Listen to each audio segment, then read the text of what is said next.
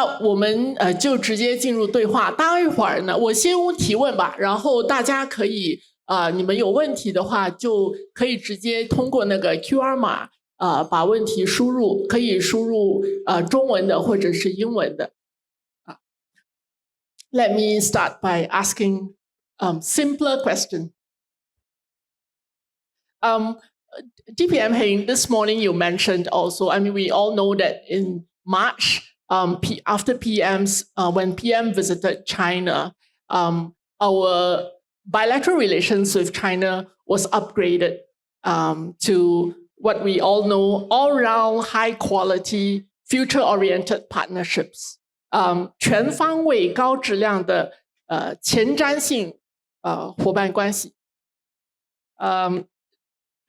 We think we know the meaning of all the three keywords, but when we string them together, actually, how should we interpret all-round, high-quality, future-oriented partnership? What does it mean to a business person? Huay Leng, I think that's a very important question for us. First, I think it reflects the long-standing partnership that Singapore and China has been having over the years. This morning in my speech, I mentioned about how since the time of Mr. Lee Kuan Yew's meeting with Deng Xiaoping, and then following the reform and opening up, Singapore has been participating. So I think the long-term trend has been that it has been a long-standing relationship. And when we had the earlier version of 与时俱进, progressing with the time, it is about how we need to look at China's progresses and also the progress that Singapore is making. And I mentioned in my speech this morning about the major new trends that are affecting, that we all have to deal with. So a big one will be climate change. And in that area, China, for instance, is making a lot of effort in this climate change. If you look at the export of both the use of EVs, I think China now probably use about, on the road, about half of all EV produced are now used in China, and it's a very major source of export. So whether you're looking at EV, looking at new energy, photovoltaic cells, and so on, there's been a lot of new developments in China. So I think when we talk about all round, I think first it shows the kind of breadth of our relationship. I think we are the only country in the world that has 8 provincial business councils with China, plus JCBC that oversees all that. We have a long-standing work in the Suzhou Industrial Park, Tianjin Eco-City, Guangzhou Knowledge City, and so on. So I think it's important to understand that it is a very wide-ranging relationship, therefore all-round and comprehensive, but at the same time, forward-looking. And when we think about forward-looking, we should be thinking about what is it that China is seeking to do in this next phase of its economic development. And I would say that this dual circulation economy that President Xi has mentioned is going to be a major part of it. Because as I said this morning, it is not possible for China to continue to export its way to higher growth. And China's economy has matured significantly since it first started. And so when we look at new opportunities, it is about new opportunities that are aligned with China's new development direction. They are aligned with the economic realities of a more mature economy compared to what it was before. And also when we always mention about all round, but we talk more about the economic aspect. But actually the relations encompasses a wider range of relations actually. Yeah, no, excellent point. And which is why I think, for instance, Singapore, China, and in fact many countries in the world face many common problems. For instance, an aging population. And so how do you take care of an aging population? How do you deal with issues like adequacy of retirement savings and so on? So that's one aspect. The other aspect is really about good governance.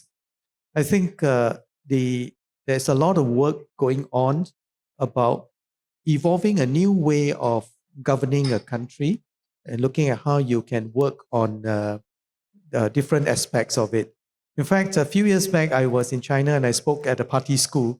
And I actually spoke about our Singapore conversation, that it is an important way for us to reach out to our citizens to understand. So indeed, the cooperation goes beyond economic. It is about good governance, about social issues, about the provision of public housing, about healthcare, about adequacy of retirement savings. So there are many of these social development which are as important to China as it is for Singapore and many other countries in the world. Yeah, they would call it 社会管理. I would like to follow up on what you mentioned earlier this morning, that all countries should prioritize long-term interests over short-term wins and short-term political considerations. In fact, structural reform may be required in some cases. But political leaders who need to go to elections are facing short-term pressure, especially now that societies are sharply divided and views are propagated faster on all kinds of digital media. So faced with a new generation of electorates, how would governments weigh long-term perspectives versus short-term? And in the case of Singapore, how is the government dealing with that? What can we show to our friends in China? Well, first, when you mentioned about the question, I would say the significant difference between us is that we will have to go for election every 5 years, and at least maximally every 5 years, right? The PM can call earlier, but whereas in China they don't have to, so that's a big difference. But that said, I think you'll be a mistake to think that the Chinese government is not sensitive and responsive to public opinion. In fact, they are extremely aware of public opinion. I've had many discussions with senior party leaders about how they get a sense of what they call 民情. What is the mood of the people? 语情 also. 语情, yeah. And so you'll find that, so to your question about how do we respond, how do we navigate between the short-term and long-term needs? It is a big challenge because it is always easier to focus on the short-term, but how do we convince our population that it is in the long-term interest? I would say the two things. One is that it is very important for us to, at the end of a certain number of years, deliver results. Because you can't say, well, I know I will deliver this in 15 years, in 20 years, because some of the immediate issues, immediate pain points we'll need to address. So for instance, and to be responsive to the needs of our people. So for instance, DPM Lawrence Wong as Finance Minister has come out with several assurance packages to deal with the rising cost of living, this very sharply rise, this inflation that is affecting every country. But at the same time, I think if you look at the structure that we have for dealing with long term, it is in our constitution that the elected government has to run a balanced budget within the term of government. If we need to use, we cannot run a budget deficit. If in a crisis like during COVID, we need to touch the past reserves, we have to seek the approval of an elected president. So I think structurally, we have put in place a number of these mechanisms to ensure that there are long-term safeguards for our longer-term projects. The Ministry of National Development will be coming out with some discussion about how do we protect Singapore against rising sea level, and what are the long-term projects that we need to do. And I'm very glad that Singaporeans in general respond to these trends, these long-term trends. When we look at our healthcare package, Healthier SG is not something that you can do by tomorrow. It is an effort over a number of years, looking at different segments of our population, different age groups, what we need to do. And in particular, I see many relatively young people sitting at the sides. I think you have to, in terms of the long-term orientation, in the end, all our young people will need a long-term orientation and say, I'm prepared to undertake certain activities in order that I can stay healthy. In the same way, our budget discipline has enabled us to keep a balanced budget, even though our tax rates are not high compared to global standards. So I think we got to keep also speak to our people about what are some of the long-term things that we have been doing that have got Singapore to where it is today, and at the same time avoid short-term populist measure that will make a lot of people happy, but is going to have a very, very long-term cost on our people. Thank you. Let me go to the questions submitted so far.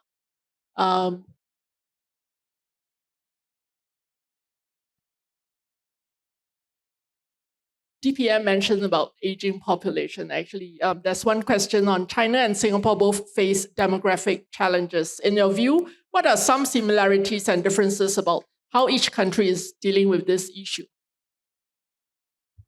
Well, I think the similarity is that if you look at global trends, longevity is here. Our global lifespan has been increasing year by year. But the one challenge which all countries will have is that there is a difference between lifespan and health span. Because research by the American Academy of Medicine shows that the last 10 years of almost every person's life is spent in some kind of a chronic condition. And the healthcare cost is the highest in the last 3 years of life. So I think these global trends are very telling. So what is it that we should do? And what about China? I think the big difference between Singapore and China is that China is a country of 1.4 billion people. So when we talk about the similarities, one big difference is similarities and differences. One similarity is that we have the same set of challenges. One big difference is that the scale of China's problem is far bigger. Because when I met the former finance minister, when I had a meeting and I was finance minister, I say it's terribly hard to be a finance minister because you have to deal with aging population, healthcare costs will go up and so on. And then he said, 我的问题比你大. So which is absolutely right. And I say because you're such a big country. But at the same time, they also have a lot more resources now. If you look at Chinese savings, whether it's individual savings or whether it is the government savings, they have significantly more compared to many developing countries. But in terms of per capita GDP, China is still at around US or 12,500. And so the concern about adequacy of savings is one big issue. And the other is the dispersion of the population. In many of unlike Singapore, which is a compact city state, you can actually deal with healthcare services, bring seniors together, introduce exercise activity, healthier SG activities, and so on. Relatively easy because 80% of our population live in HDB flats. We can mobilize the community. Minister Gan Kim Yong and I set up this when he was health minister, a community network for seniors. We have pioneer generation ambassadors, silver generation ambassadors now, who can mobilize our people to work on this. And in fact, tomorrow I will be in my constituency to mobilize our people to sign on to healthier SG. But in China, it's such a big, sprawling country. And in the countryside, many of the seniors are now in the countryside. The young people have migrated to the cities in search of a better life, a better job. So it is a lot more stressful. And also, of course, the other big difference is that in Singapore, although our baby numbers are coming down, on the whole, most families have 2 or even more. And if you look at many of our seniors, I'm always very happy when I visit our residents, and if you find that over a weekend, they would have their children and grandchildren all coming to the home. Many of them have 2, 3, 4 kids. The older generation in their 60s, 70s, and 80s.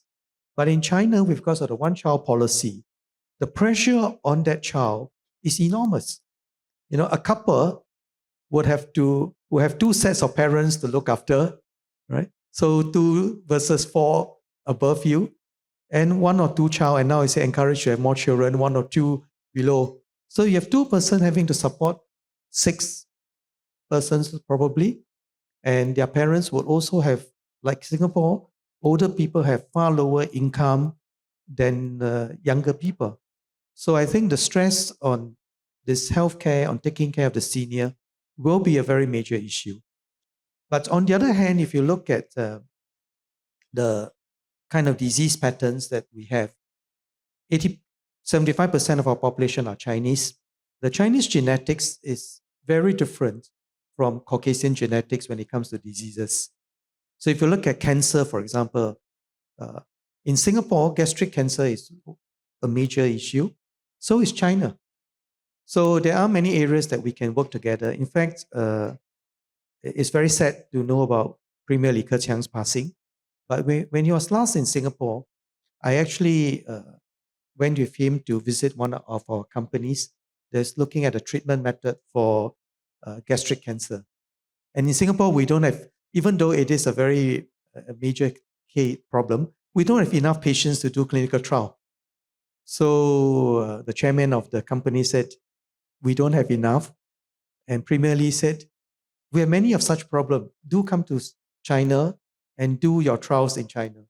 So I think there are many similarities in that regard where we can work together to try and find solutions to common issues like this. And in fact, Singapore we are in the midst of working on a project on precision medicine, on how knowing the genetics of our population. And we are a very multiracial society. Knowing the genetics will allow us to search for a better treatment, hopefully at lower cost than what it is. The more effective cost structure than what it is today. So there are many areas that we can learn from and work together with China in that regard. Okay. Next question. The next few questions actually are all on geopolitics. In view of the tricky global dynamics in the world, how can Singapore help bridge the gap between US and China to make meaningful progress towards collaboration? Well, I think in my speech earlier today, I mentioned about how our former Prime Minister, Mr. Lee Kuan Yew, played such an important role in this, by supporting China's entry into the WTO, by preventing conflicts from escalating into something bigger. I mentioned about my meeting, I said in the meeting that Mr. Lee had with US Secretary of State Madeleine Albright, who was very, when they spoke about the accidental bombing of the Chinese embassy in Belgrade. I also said in another meeting where he had a meeting with the Foreign Minister Tang Jiaxuan, when Tang Jiaxuan was, of course, very upset about the bombing of the Belgrade embassy, the Chinese embassy in Belgrade. But Mr. Lee was able to persuade them that it is in both countries' longer-term interests to focus on your strategic long-term interests. What is it that, as a country, in 20, 30, 50 years, you hope to achieve, that you hope to do for your people? In China's case, it was very clear that China should enter the WTO, enter into a global system that would allow it to carry on the reform and opening up in a far bigger way.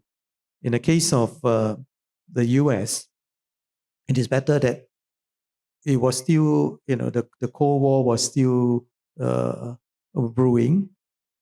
It is actually far better. The Cold War the USSR has just been dissolved, but on the other hand, the years of Cold War, the effects were still there. But you really don't want China to end up starting a new Comecon arrangement. And it's far better for China to be integrated into the global economy and observe the rules of the international global economy under the WTO. And that is the context of my remark earlier today. So it is important for us to ensure that both sides understand where their long-term interests lie. If you look at the per capita GDP of the US today, it's over 75,000 US. China's per capita GDP is about 12,500. So there's still a lot of catch up in China. There's still opportunities for China to, in fact, China will need to continue to grow its GDP to deal with many of the looming challenges of an aging population. So I don't think China is at this point in a position to threaten the US dominance in the global economy. Longer term, given the huge size, it can, but I think it is better for us to set in place a cooperative arrangement very early on and stage by stage. As each progress, you can make adjustment. It is also, I think, very valuable for the two biggest economies in the world to lead the world in tackling humanity's challenges. Climate change is not an immediate problem, but we are already feeling the effects of the weather pattern, changing weather pattern, of this extreme warm weather. But at the same time, there's a big unknown effect which is threatening societies all over, which is its effect on the global biodiversity. And so much of our food now comes from farms. And with the changing biodiversity and the changing structure, it can affect even food security in a significant way. So I think it is in all our interests that the two biggest powers in the world today cooperate to deal with some of these challenges than to spend all this energy in skirmishes and which runs a danger, as I said earlier today, of actually escalating into conflict, even accidentally. May I ask, so MM played an extraordinary role in that context, but the times have changed. So as part of the younger leadership in Singapore, how do you see Singapore's role in engaging major powers going forward? Do we have a role still? Well, I think we must try, because it is certainly in our national interest to try, and therefore we must try. What is the role that we can play?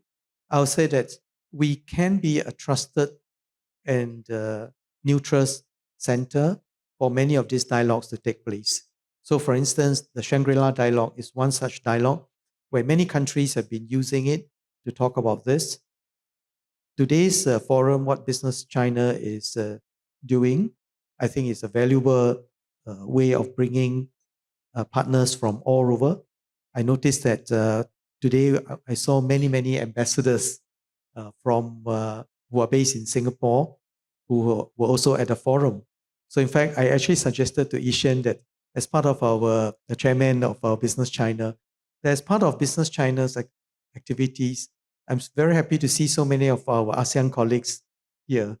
And so we should expand our network, invite ASEAN, invite US, invite European speakers, come and speak about knowing the Asian region and knowing China better, share our perspectives on what we all need to do, because we all live in a very globalized world now. And to kind of think in very narrow geographical terms is not right. So how do we do that? That's one way. The other is that we have been hosting a lot of eminent speakers and eminent researchers. We can do more. And I would say that the Lee Kuan Yew School of Public Policy is one such institution that we can make a better use of to bring the best thinkers in the world about, scholars and practitioners about good governance. Because I think at the heart of the tension between US and China is also about what is the right model of governance. if you look at Chinese history and American history, completely different. What they started off with about democracy, human rights, free speech, comes from a certain background and historical background. China has been ruled by an emperor for many, many years. So it is a very different system. The Confucianist ethics has permeated China for so long that I don't think it is possible to change a society, any society in the short run, and even less so for a country with 5,000 years of history. So I think it's important for us to forge closer, better understanding, bring the best people around, and to think about what they can do. DPM, you mentioned about that we are able to host researchers and, in fact, some scientists that we have. In fact, some of them were educated in Singapore when they came younger and settled in Singapore. Some probably they migrated to Singapore. Against this backdrop of US-China rivalry in technology, do you think Singapore would be impacted that because we have many of these researchers, talents from China? Well, I think it is certainly a factor that we need to consider, but I would say that for now, not quite, because for two reasons. One is that the global researchers and scientists, the ones who are really interested in the science, are very, very focused on just one thing: good science, high quality science, high quality thinking. So, for example, we invited the Nobel laureate Aaron Chechanova, who is from Israel, but he's doing a lot of work in the US. And he came as a Nobel laureate. He came to speak to our young people, our young scientists from all over the region. And he said, science is global. So when I was in the US recently, I spoke to many of the scientists and said, what do you think of this? Well, they all say science is global. When I was at MIT recently, I was walking along the students' corridor. I was very cheered to see the large number of Asians in MIT and working together with Americans. And there's also so many Asian Americans. So I think the global scientists are very clear about how they want to pursue science, how they want to make progress. So that's the first factor. The second factor is that many of the research, Singapore does not just host scientists from China. We host scientists from all over. In fact, I was briefed just earlier yesterday by a group of scientists. And you have scientists from Lithuania, scientists from the former East Europe, scientists from France. I recently just held a meeting with the French Minister for Science and Innovation, and she brought a whole team of scientists. They're all French speaking, and I'm glad that we also have some French speakers among our scientists. So it is a very international effort, and Singapore's effort is a very international one. If you look at our research landscape, we have many of such companies, such researchers, but also many companies that are using Singapore to do R&D work. And we must welcome the best people in Singapore to do good science. There's a question here. DPM Heng, referring to what you mentioned this morning, your illustration of sampan resonates. Sampan. Yeah. This morning when you mentioned it. So how do we ensure war does not break out in Asia? Well, the question is a very hard one. How do we ensure that war does not break out? I would say that it's impossible for Singapore as a little red dot to ensure that war does not break out. It is beyond our powers. But can we, since being a small sampan, can we tell the big aircraft carriers that, hey, your aircraft carrier moving through this is affecting us very badly. And in fact, if it affects us, it also affects all our neighboring economies. And we are going to tell you that please be careful, you are treading on dangerous terrain. And in that regard, I think what we can do is to make sure that first we bring our neighboring countries in ASEAN together much better. And I'm very, very glad that ASEAN leaders have spoken about ASEAN centrality. So the 10 countries of Southeast Asia, which is in close proximity to China, to Japan, to Korea, to India, can have our voices heard. And if the 10 voices, there is one voice, that voice will be heard throughout and has carry more impact. So that's one. And two, I mentioned about our work also in the United Nations. So I recently was in New York and had a very good meeting with our permanent perm rep in New York, Ambassador Berhan. And we are a very active member on the Forum of Small States. So in the UN, we have 194 members. 104 are small states, meaning states that have less than 10 million people. So I think many of you would not be aware that actually out of 194 countries in the UN, 104, in fact, the vast majority, more than 50%, are actually small states with less than 10 million people. So we have been a very active member in the Forum of Small States, working very closely with members to look at the interests of small economies or smaller nations. So under the UN, whether you are big or small, you have the one vote in the UN. And so it's important for us to play an active role, engage, and also do our part for other small states. Small states all face the same issue, and we should work closely together with all the small states and see how we can support one another in our growth, development, and stability.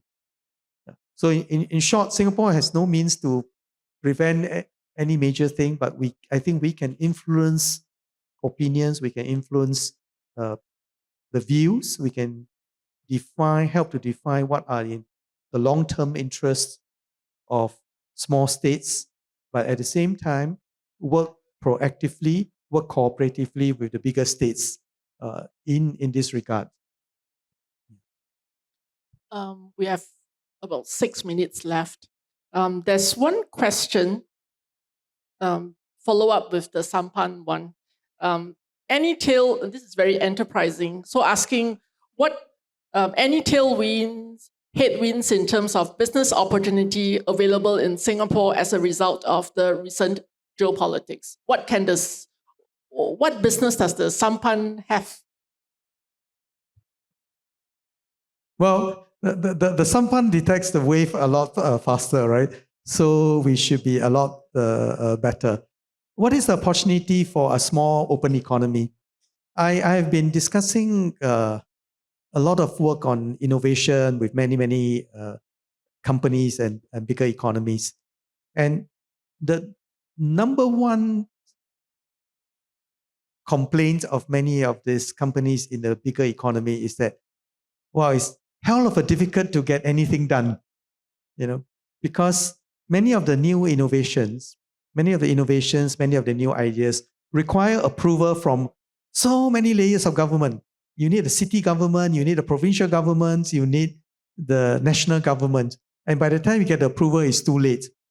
Someone mentioned to me about the need when they had to do things like clinical trial and how many steps they had to go through and so on.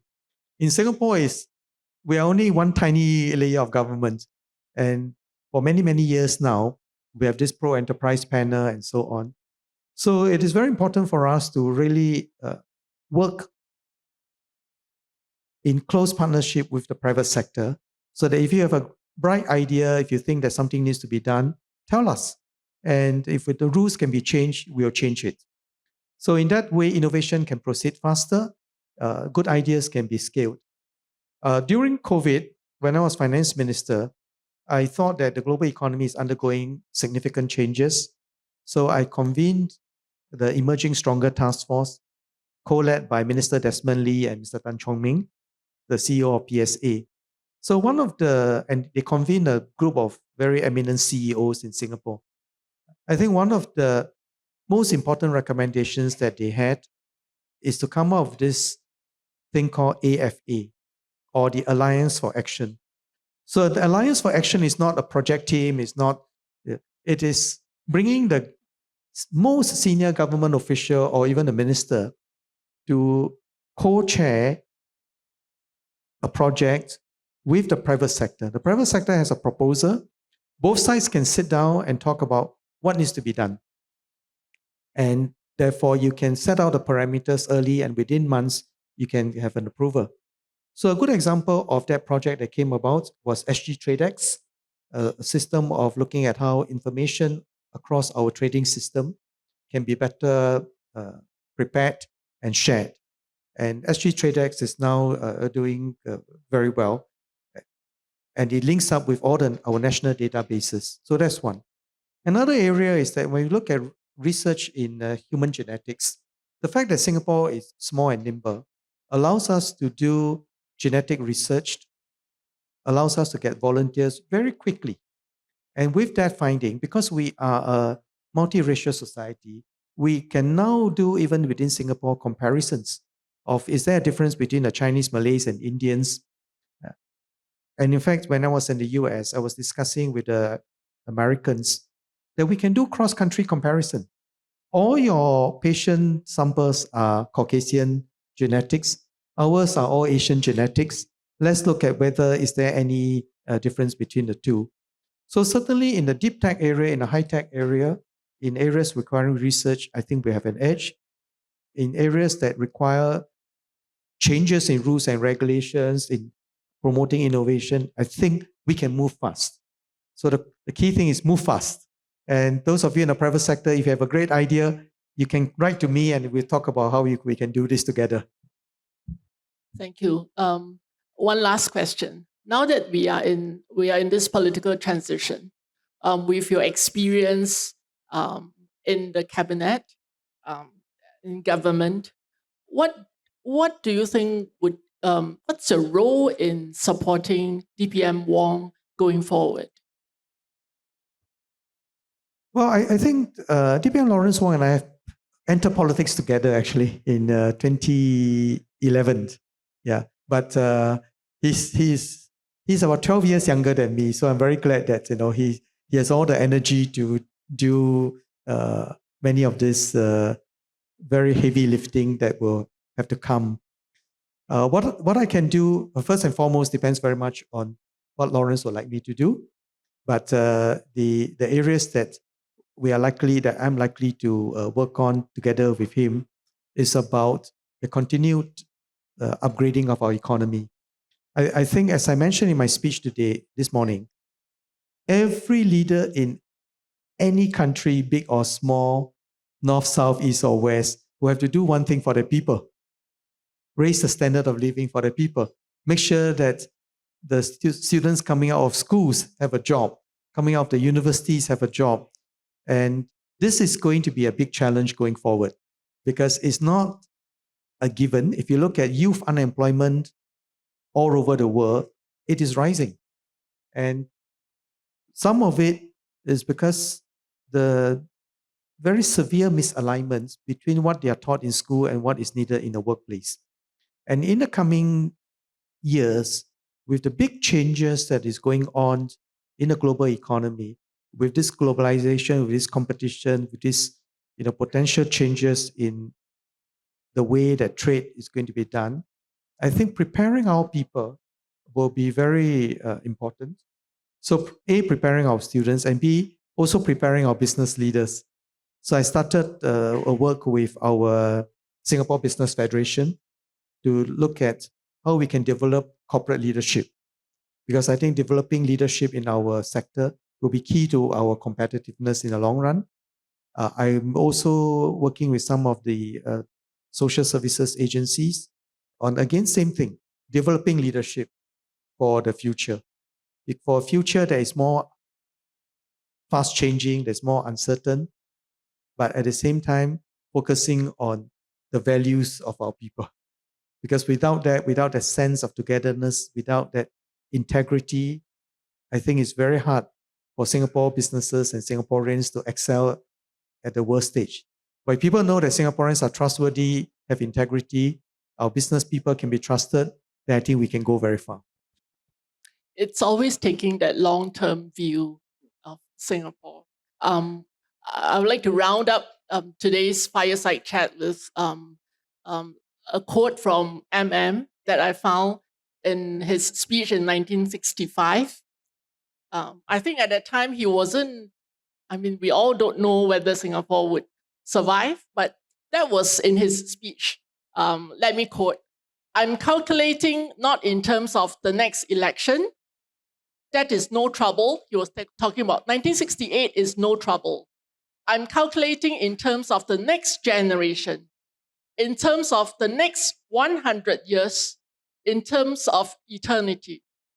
And believe you me, for the next 1,000 years, we will be here. I won't be here, but people like me and like my friends here tonight will be here, recognizable, identifiable, 1,000 years from hence. And it is people who calculate and think in terms that deserve to survive." So this is the biggest legacy that he left us. It's that kind of determination to think long-term for Singapore. Thank you, Huay Leng. I absolutely agree with you. And I think having worked for Mr. Lee Kuan Yew, I would say that his greatest legacy is this long-term thinking, and don't think in terms of just the next election, but way, way beyond that. And I should just finally repeat my message that I have kept saying, which is that, during COVID, I had to ask President Halimah for the second key to take money out from the safe. I'm probably the only finance minister in the world that didn't have to borrow a single cent for that. Yeah. So, no credit to me because I was the one who took money out from the safe. Yeah. So thank you for your applause. I'll say the applause rightly goes to Mr. Lee Kuan Yew, Dr. Goh Keng Swee, and the pioneer generation who supported him, that even as the economy was growing so well, we were able to accumulate reserve, and we made one strategic move, which was to take the money out from MAS, set up a GIC, and during that period, when the global markets went up, we benefited hugely from that run-up. So today's reserve is really a strategic buffer. If you ask me, if we had started out today, could we have built that up? I would say no. So each time I think about that, I say, my goodness, I am so in awe of our founding generation's long-term thinking, of this discipline to really think not just for ourselves, but our future generation, our future generation. I see some kids in the room. So, I hope that their children and their grandchildren will continue to do well. So let's end this dialogue on one.